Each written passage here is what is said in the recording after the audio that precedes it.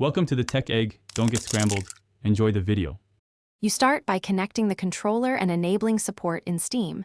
Do this now so the game recognizes it. Once connected, open Big Picture mode, go to Controller Settings, and toggle Xbox or PlayStation configuration support. Make sure you launch Battlefield 5 from Steam so its input mapping loads. You want the controller seen as a gamepad rather than a keyboard. This avoids conflicting bindings. After that, return to the game and confirm the UI shows controller prompts before moving on. You now adjust Battlefield 5 in-game controller settings to match your playstyle.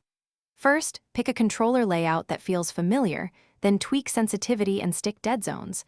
Smaller dead zones give snappier response but risk drift. Next, tune aim assist strength to balance aiming aid versus manual precision. Once you set those, remap critical binds, sprint, melee, crouch, and gadget shortcuts so your thumbs naturally find them. Make a small test run in a practice match to confirm button flow and refine values. Finish by validating your setup in a practice match and fine-tuning small details.